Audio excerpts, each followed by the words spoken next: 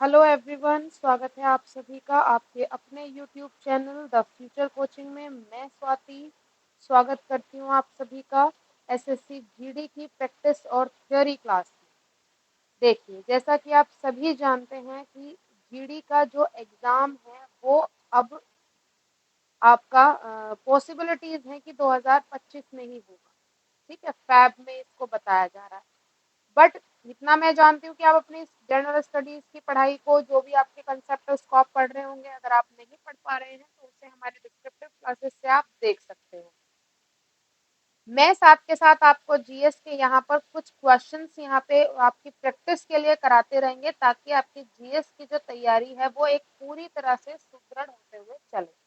ठीक है, तो चलिए स्टार्ट करते हैं अपनी आज की क्लास को फर्स्ट क्वेश्चन के साथ।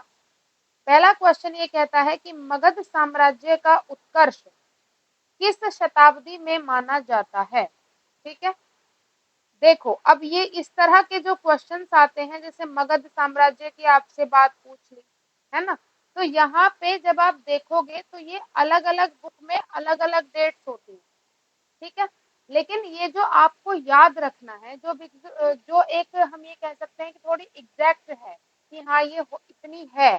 ठीक है, तो वो आपकी यही होगी जो ये मैं आपका आंसर बताने वाली हूँ, जो ऑथेंटिक मानी गई है कि हाँ ये सही है। ठीक है, अगर आप किसी क्वेश्चन पर कंप्लेन करने लगे तो वो उसके हिसाब से ये वाला आंसर आपका बिल्कुल सही होगा। तो इसका जो आंसर है वो है 6वीं शताब्दी। ठीक है, 6वीं शताब्दी में मगध साम्राज्य का उत्कर्ष माना जाता है। ठीक, चलिए अब एक चीज मैं बता दूं आपको कि भाई मगध की जो वर्तमान स्थिति है, यानी कि जिसको मगध साम्राज्य कहा जाता था, उसकी जो वर्तमान स्थिति है वो क्या है। अब कहाँ पे है वो जो राज्य है, उसको क्या कह रहे हैं। ठीक है, वर्तमान स्थिति है पूर्वी उत्तर प्रदेश। ठीक है, पूर्वी उत्तर प्रदेश, बिहार, ठीक है, और पश्चिम बंगाल। ठीक है, ये पूरा मिला के पहले मगध कहलाता था, अब इनको अलग अलग राज्यों का दर्जा दिया गया। ठीक, और इसका काल जो कि आपको याद रखना है कि किस समय तक ये चीजें रही। इसका काल माना जाता है 544 बीसी। 544 बीसी से 185 बीसी तक। ठीक है, ये इसका काल माना जाता है। क्लियर है, तो ये जैसा कि इसकी शताब्दी के बारे में पूछा गया तो उसी से रिलेटेड ये कुछ इसकी एक्सप्लेनेशन हो गई। ठीक, अब मैंने बता दिया कि जो ये आंसर आपका है इसका रिलेशन थोड़ा सा बुक में अलग अलग आपको कंसेप्ट थोड़ा सा मिल सकता है, बट जो ऑथेंटिक मानी गई है वो यही है। ठीक है, चलिए चलते हैं नेक्स्ट क्वेश्चन पे। नेक्स्ट क्वेश्चन ये कहता है कि मगध साम्राज्य पर शासन करने वाला प्रथम वंश है। ठीक, कि मगध साम्राज्य पर शासन करने वाला प्रथम वंश कौन सा था। ठीक है, प्रथम वंश कौन सा था। अब यहाँ पे आपको 4 वंश दिए गए हैं, हर्यक वंश, मौर्य वंश, नेद वंश, शिशुनाग वंश। इन वंशों की अगर मैं बात करूं तो इन सारे वंशों में किसी ना किसी का राज जरूर रहा होगा। ठीक है, तो अगर हम बात करते हैं हर्यक वंश के और उनके संस्थापकों की, ठीक है, तो यहाँ पे मगध साम्राज्य पे जिस वंश का पहला राज रहा वो आंसर हमारा है हर्यक वंश। यानी कि उसके संस्थापक हर्यक वंश के थे, और हर्यक वंश में मगध का जो राजा बना था वो कौन बना था, वो बना था बिंबिसार। नाम सभी ने सुना होगा। ठीक है, मगध साम्राज्य अशोक तक आता है ना, मगध साम्राज्य कहाँ तक आता है। ठीक है, तो ये मगध साम्राज्य पर शासन करने वाला पहला वंश कौन सा हो गया, हर्यक वंश हो गया। ठीक है, फिर बात आती है मौर्य वंश की। मौर्य वंश के जो संस्थापक रहे वो कौन रहे, चंद्रगुप्त मौर्य। चंद्रगुप्त मौर्य। ठीक है, फिर बात आती है किसकी, नंद वंश की या नेद वंश की। ठीक, तो इसके जो संस्थापक रहे वो कौन रहे, महापदम नंद। कौन रहे, महापदम नंद। ठीक, ये नंद वंश के संस्थापक रहे महापदम नंद। ठीक है, फिर आता है शिशुनाग वंश। शिशुनाग वंश के जो संस्थापक रहे वो कौन थे? वो खुद शिशुनाग थे। ठीक है, ये वंश है। ठीक, और इनके संस्थापकों के नाम आपको याद रखने हैं। ठीक है जी, क्लियर है इतनी बात? ठीक, चलिए आगे चलते हैं। बिंबिसार का पुत्र कौन था? बिंबिसार का पुत्र कौन था? ऑप्शन है अजातशत्रु, शिशुनाग, चंद्रगुप्त या कोई नहीं। देखो, पिछले वाले क्वेश्चन की वजह से शिशुनाग और चंद्रगुप्त तो दोनों ही कट गए, क्योंकि शिशुनाग हो गए नागवंश के, शिशुनाग वंश के संस्थापक, चंद्रगुप्त हो गए मौर्य वंश के संस्थापक, और बिंबिसार हो गए किसके? हर्यक वंश के संस्थापक। हमसे पूछा गया है बिंबिसार का पुत्र, तो वो कौन हुआ? अजातशत्रु। ठीक है, कौन हुआ? अजातशत्रु। ठीक है, अजातशत्रु को एक उपाधि दी गई है। किसकी उपाधि दी गई है? पितृहंत की उपाधि इसको दी गई है। अब इस तरह की उपाधि इनको क्यों दी गई? ठीक है, क्योंकि इन्होंने इस शासन को पाने के लिए अपने पिता बिंबिसार की हत्या की थी। ठीक है, अपने पिता की हत्या की और उसके बाद खुद उस मगध साम्राज्य के राजा बने थे। इसी वजह से इनको पितृहंत की उपाधि दी गई थी। ठीक है, अब इनका जो वंश कहलाता है, क्योंकि कहीं ना कहीं ये चीज इनके परंपराओं में चली कि पिता को मारो और अपना राज्य क्या कर लो? हड़प लो। ठीक है, तो इनके साम्राज्य को भी पितृहंत वंश का नाम दिया गया। ठीक है, क्योंकि अपने पिता की हत्या करते थे और अपने आप राजा बन जाते थे। क्लियर है इतनी चीज? चलिए, अब अगर इसमें हम बात करते हैं तो ये हमारे मगध के बिंबिसार और अजातशत्रु की बात हो गई। ठीक, चलिए नेक्स्ट क्वेश्चन पर चलेंगे। अजातशत्रु की माता का क्या नाम है? ठीक है, अजातशत्रु की माता का क्या नाम है? अजातशत्रु, अजातशत्रु की माता का नाम चेलना, क्षेमा या महाकोशला या कोई नहीं। देखो, तीनों ही उनकी माताएं हैं। ठीक है, इनके पिता बिंबिसार ने विवाह तीनों से किया था, और विवाह इनका बिंबिसार जी का एक मकसद होता था कि अपने राज्य का विस्तार करना। राज्य का विस्तार करना। राज्य का विस्तार कैसे करते थे? किसी राज्य की राजकुमारी जो होती थी उससे विवाह किया, और विवाह में वो उनके जो पिता होते थे, उनकी पत्नी के जो पिता होते थे, उनके ससुर जो होते थे, वो उन्हें कोई ना कोई राज्य उन्हें दहेज में, दान में दे देते थे। ठीक है, तो इसी तरह से अपने राज्य को विस्तृत करने के लिए विवाह संबंधों का उन्होंने प्रयोग किया था। तो अजातशत्रु की माता जिन्होंने उन्हें जन्म दिया था वो कहलाई थी महाकोशला। चेलना और क्षमा बिंबिसार की पत्नियां थी, तो वो अजातशत्रु की माताएं भी हुई, परंतु जिनको अजातशत्रु ने जन्म दिया वो महाकोशला थी। क्लियर है बात? ठीक है, चलिए अब महाकोशला के बाद विवाह संबंधों का जब इन्होंने सहारा लिया, तो जब महाकोशला के साथ इन्होंने विवाह किया था तो बिंबिसार को काशी दहेज में दिया गया। काशी दहेज में दिया गया। अब ये चीज कभी कभी पूछ लेते हैं, बट मोस्टली नहीं पूछी जाती है, परंतु हमें पता होनी चाहिए कि जो दहेज इन्होंने लिया था, किसने? बिंबिसार ने, ये भारत का पहला दहेज माना जाता है। ठीक है जी, पूछा नहीं जाता है, बट आपको ये चीजें पता होनी चाहिए। ठीक है, तो महाकोशला से विवाह करने पर बिंबिसार को काशी दहेज में मिला था। क्लियर है इतनी चीज? ठीक है, राज्य का विस्तार करने के लिए बिंबिसार ने विवाह संबंधों का सहारा लिया।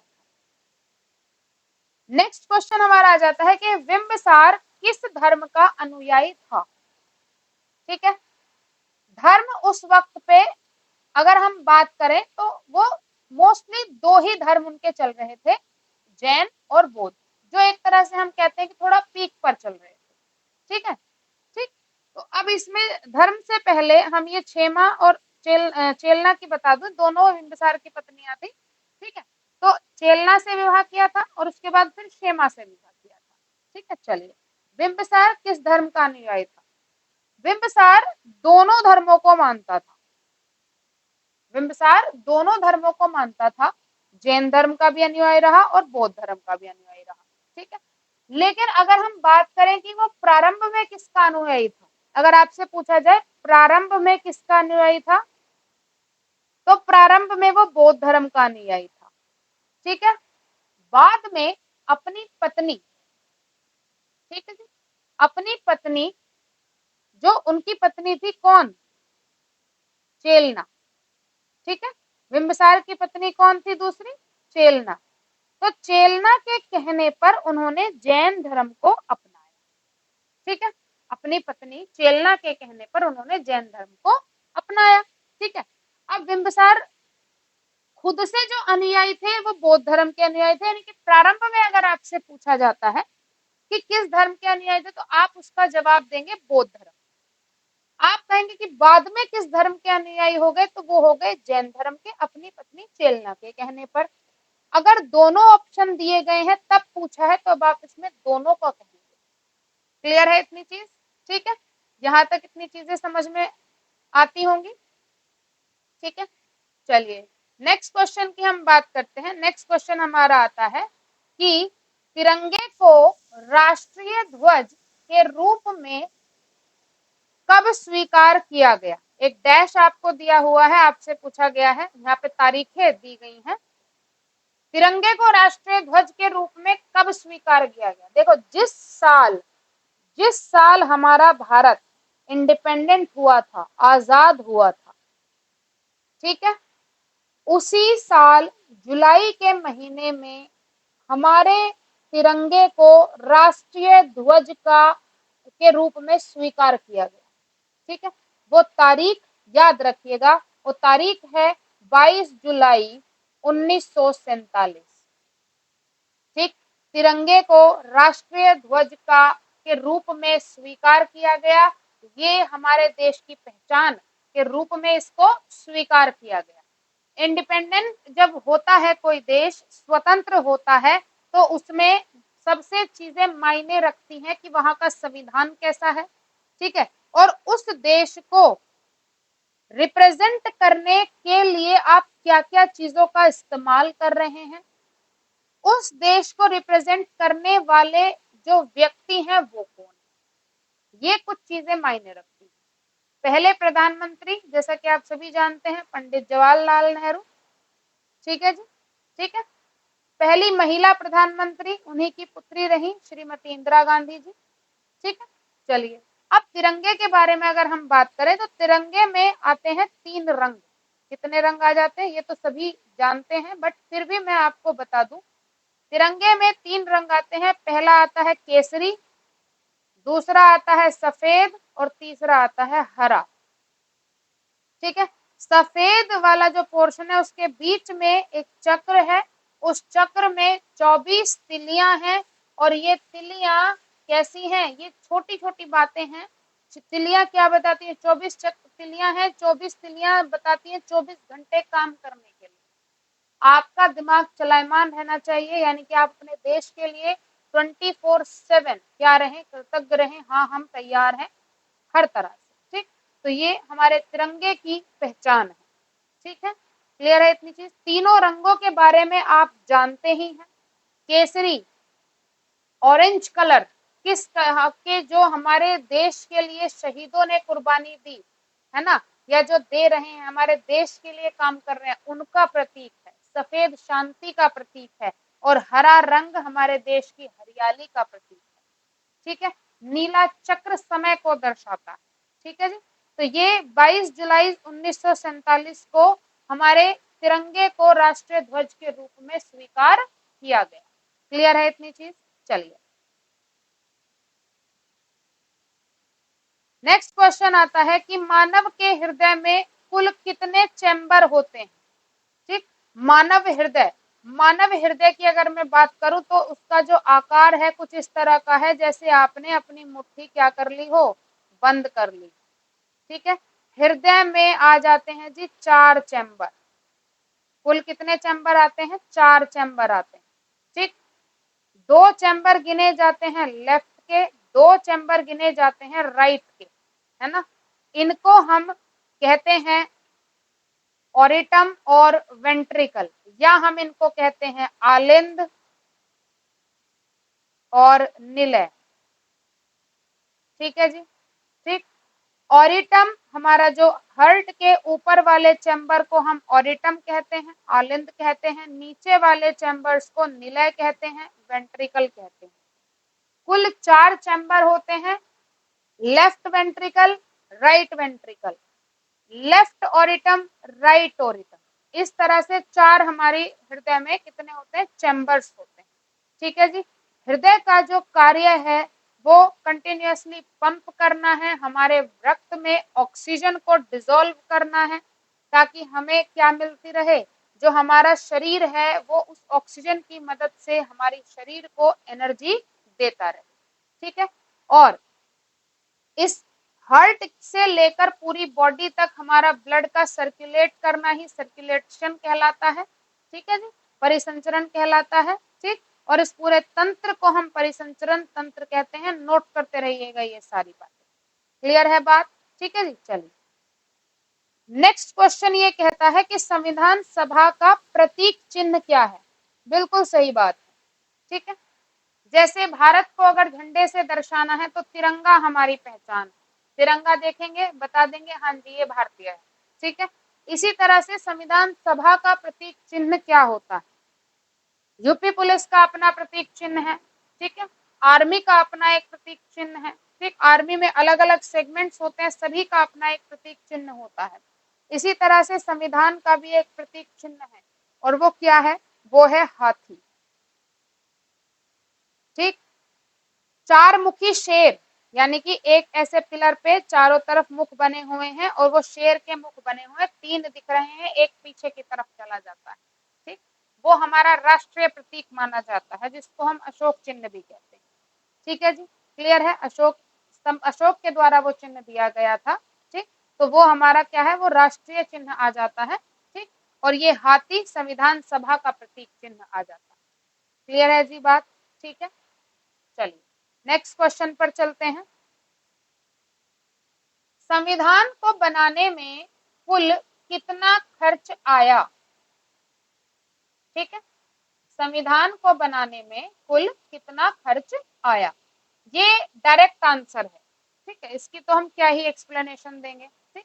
अब इसको खर्च आने में किस तरह से खर्च आता है ये मैं आपको बताती हूँ। अध्ययन किया जाता है।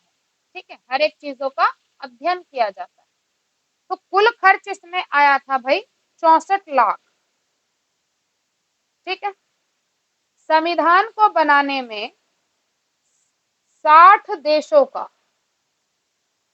60 देशों का संविधान अध्ययन किया गया। ठीक है। उसमें हमें भाषा का चयन किया गया, किस भाषा में लिखा जाएगा। ठीक। उसके बाद फिर ये 64 लाख रुपए का खर्च आया था उस टाइम पे बनाने में। ठीक। संविधान बनाने में पूरी एक कमेटी बनी थी, अलग अलग कमेटी बनी थी, प्रारूप समिति बन गई है ना, अध्यक्ष बने, उसमें जो राज्यों का विस्तार करना है वो किस तरह से करना है, कौन से नियम बनाने हैं, 60 देशों का संविधान अध्ययन किया गया। उसके उपरांत हमारे देश का संविधान बना। ठीक। जब भी आप संविधान के बारे में पढ़ोगे तो आप उसमें पढ़ोगे कि जो हमारे क्या है ये नीति निदेशक तत्व हैं वो कहाँ से लिए गए, मौलिक अधिकार कहाँ से लिए गए, डेमोक्रेसी का कॉन्सेप्ट कहाँ से लिया गया है ना। तो वो सारी चीजें क्या है इस तरह से अध्ययन करने के बाद बनाई गई। ठीक है जी। चलिए नेक्स्ट क्वेश्चन आता है, इंपॉर्टेंट क्वेश्चन है, संविधान को हिंदी में किसने सुलेख किया? हिंदी में किसने लिखा था संविधान को? ठीक है। यानी कि एक तरह से हम कह सकते हैं कि इसको क्या किया गया, ट्रांसलेट किया गया। ठीक। एक होता है राइटर, लेखक, और दूसरा होता है ऑथर। ठीक है। एक पूरी समिति बनी हुई है जो ये बता रहे हैं कि हमें ये चीजें यहाँ पे लिखनी है। हमारा ओरिजिनल जो संविधान है वो इंग्लिश भाषा में लिखा हुआ है। ओरिजिनल किसमें है? इंग्लिश भाषा में लिखा हुआ है। ठीक है। और इंग्लिश में उसको लिखा किसने था? ठीक है। पर पहले हमारा जो क्वेश्चन है हिंदी में किसने उसको ट्रांसलेट किया, उसका आंसर हमारा आ जाता है बसंत कृष्ण वैद। बसंत कृष्ण वैद इंग्लिश में लिखने वाले प्रेम बिहारी नारायण रायजादा, इन्होंने इसको इंग्लिश में लिखा था। Doctor B are Ambedkar ji, ये प्रारूप समिति के अध्यक्ष थे। ठीक है जी, ये कौन थे? प्रारूप समिति के अध्यक्ष रहे। तो ये तीनों ही हमारे संविधान से जुड़े हुए रहे। ठीक है, क्लियर है इतनी चीज? ठीक, तीनों नाम याद रखिएगा। चलिए नेक्स्ट क्वेश्चन हमारा आता है कि वस्तु विनिमय प्रणाली, ठीक, वस्तु विनिमय प्रणाली का क्या अर्थ है?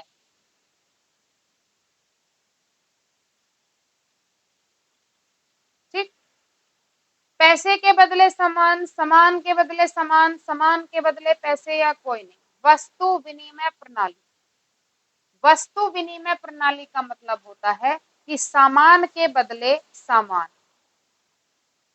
ठीक है, सामान के बदले सामान। ठीक, जैसे हमने कह दिया कि हमारे पास दो कैंडिडेट हैं, एक है ए, एक है बी। ए के पास चावल है, ठीक है, और बी के पास क्या है? गेहूं। तो दोनों में पैसों की कोई बात ही नहीं हुई है। ठीक है, ए को गेहूं चाहिए तो वो ए किसको ढूंढेगा? जिसको चावल चाहिए होंगे। ठीक, तो बी को चावल चाहिए तो ये दोनों एक्सचेंज कर लेंगे। तुम चावल ले लो और हमें गेहूं दे दो, चावल के बदले गेहूं और गेहूं के बदले चावल। तो ये वस्तु विनिमय प्रणाली होती है। परंतु इस तरह की प्रणाली में थोड़ा सा लोगों को घाटा होता हुआ नजर आया था। अब मान लो कि भाई किसी के पास गेहूं है और दूसरे व्यक्ति के पास कोई और कीमती चीज है, तो गेहूं के बदले वो कीमती चीज लेना, वो भी वस्तु विनिमय प्रणाली में, तो इसमें चीजें लॉस में चली जाती है। ठीक है, तो इस चीज को फिर धीरे धीरे बदल कर पैसे के बदले सामान देने की परंपरा को चलाया गया, ताकि हर एक चीज का एक ऑथेंटिक रेट रहे, है ना, उसकी एक वैल्यूएबल प्राइस उनको मिल जाए। ठीक है, चलिए वस्तु विनिमय प्रणाली क्या है ये समझ आ गया। ठीक, रुपए चिन्ह किसके द्वारा और कब दिया गया?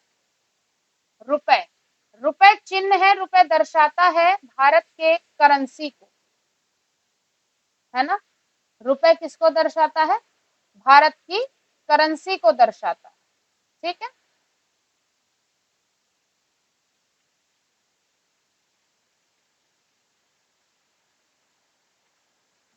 अब इसमें नाम तो सब में सेम है, उदय कुमार, उदय कुमार, उदय कुमार, बस सन चेंज है। ठीक, चलो अभी देखेंगे। अब यहाँ पे मैं आपको एक चीज और बता दूं, जैसे हम अलग अलग एरा से गुजरे हैं, अलग अलग अलग समय एरा से गुजरे हैं, ठीक है, उसी तरह से मुद्राएं हमारे पास आती रही, हमने अलग अलग मुद्राओं का इस्तेमाल किया।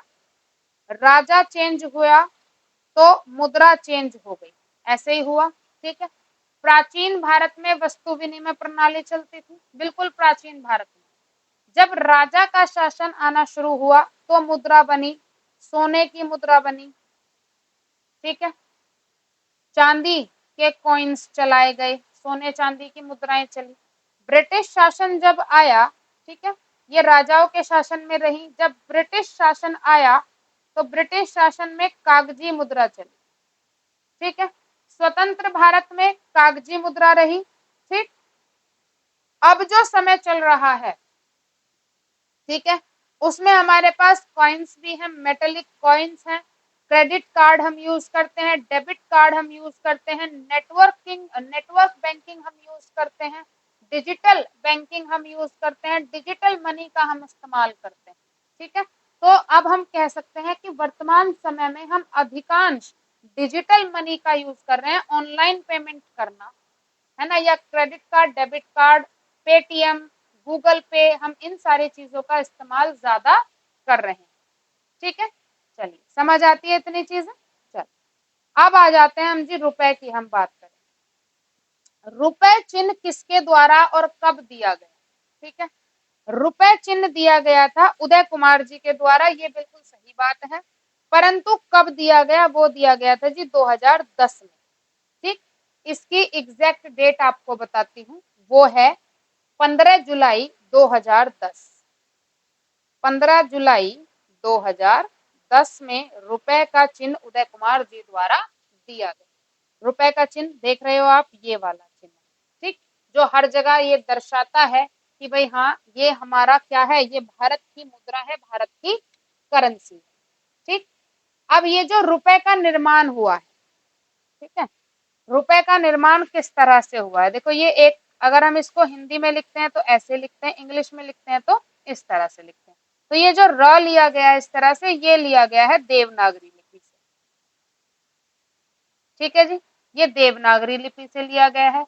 आर जो लिया गया है, आर लिया गया है रोमन लिपि से, रोमन लिपि से आर को लिया गया है, ठीक है। अलग अलग देशों के अलग अलग क्या होते हैं, चिन्ह होते हैं, ठीक, जैसे डॉलर का अलग है, यूरो का अलग है, येन का अलग है, पाउंड का अलग चिन्ह होता है, ठीक है। चलिए,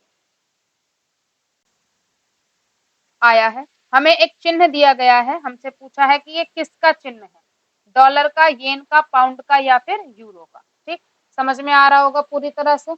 ये जो चिन्ह हमें दिया गया है ये डॉलर का चिन्ह है, ठीक है।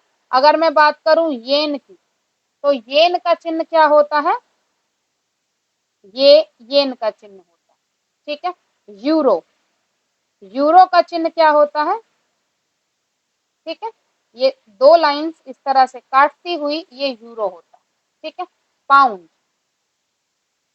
पाउंड का चिन्ह क्या होगा, ये पाउंड का चिन्ह होता है, ठीक है। तीनों के चिन्ह याद रखिएगा, अगर ये एस बन गया इस तरह से काट दिया तो ये डॉलर है, येन वाई को दो नीचे से काटा गया, यूरो ई, बस उसकी लाइंस हमने पीछे निकाल दी, पाउंड छोटी की इमली समझ लो इसे, और ये हमारा बीच में से काट, ठीक है।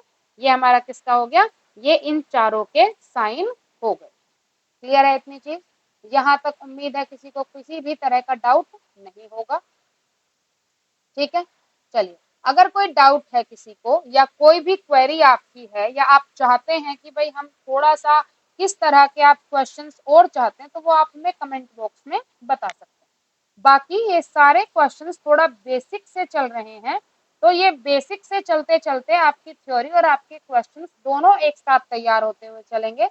इसीलिए हो सकता है कि आपको ये क्वेश्चन थोड़ा ऐसा लगे कि ये थोड़े आसान है, बट आगे आगे क्वेश्चंस का जो लेवल है वो थोड़ा टफ होता चला जाएगा, बेस से जैसे हम मीडियम तक पहुंचेंगे, ठीक है।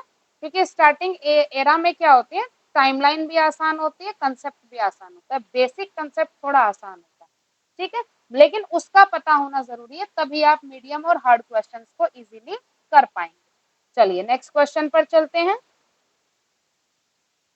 पृथ्वी की पूर्व से पश्चिम तक का विस्तार कितना है, ठीक है, पृथ्वी का पूर्व से पश्चिम तक का विस्तार कितना है, ठीक।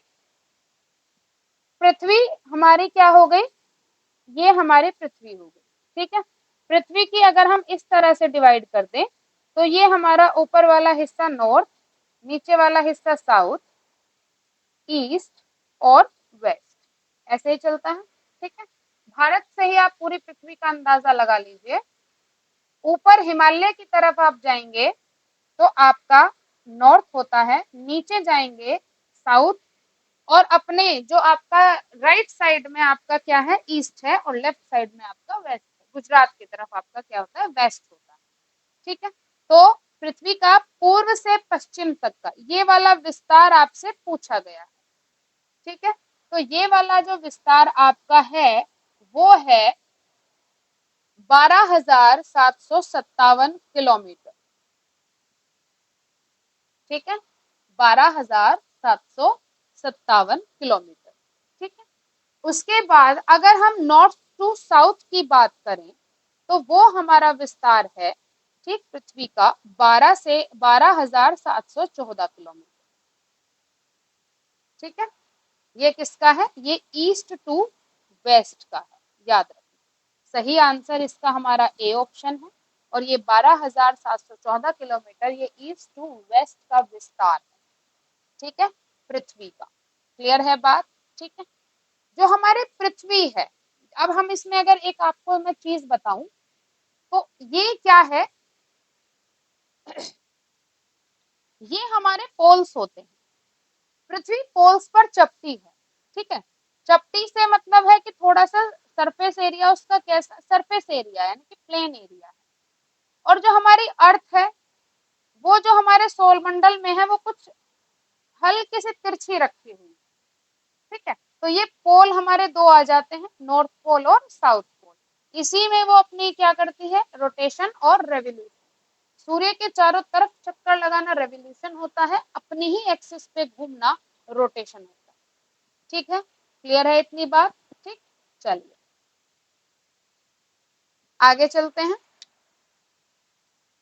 पृथ्वी पर पूर्व से पश्चिम समांतर खींची गई काल्पनिक रेखा, देखो जितनी भी हम रेखाएं हम कहते हैं, कर्क हो गई, मकर हो गई, है ना, देशांतर है, ये अक्षांश हो गया, है ना, ये विषुवत रेखा हो गई, वो सब काल्पनिक है। ठीक, पृथ्वी पर किसी भी तरह की कोई रेखाएं नहीं है, वो काल्पनिक रेखाएं हमने बना रखी है। ठीक है, तो पृथ्वी पर पूर्व से पश्चिम, ये पृथ्वी है, पूर्व से पश्चिम समांतर खींची गई रेखा, काल्पनिक रेखाएं क्या कहलाती?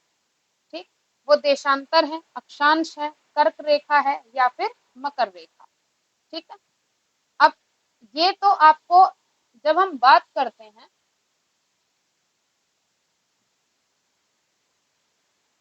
पृथ्वी की, ठीक,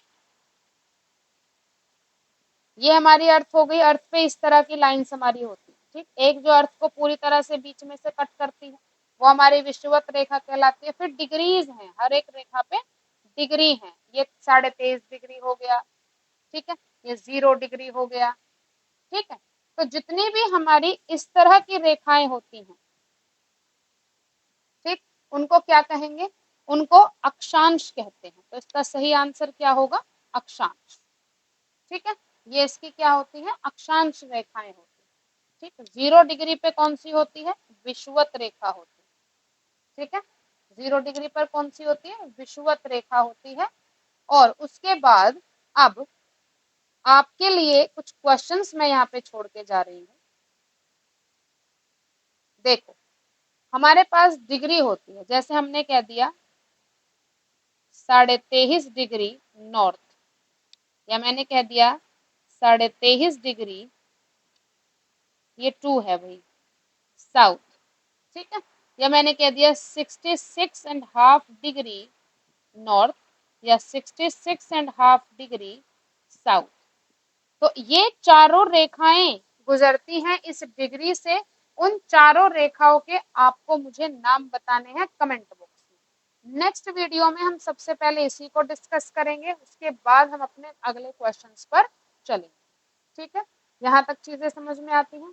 एक बार इन सभी क्वेश्चंस को आप दोबारा से कर लीजिएगा, ताकि आपका जो ये एक बेसिक है वो आपका अच्छे से तैयार होता रहे। ठीक, चलिए मिलते हैं नेक्स्ट वीडियो में। तब तक आप इन सारे क्वेश्चंस के, इन रेखाओं के नाम आप मुझे बताएंगे, कौन सी रेखा है और किस एंगल से वो, किस डिग्री से वो गुजरती है। ठीक है, तब तक के लिए थैंक यू सो मच। बने रहिए हमारे साथ, अपने एग्जाम की अच्छे से तैयारी आप करते रहिए।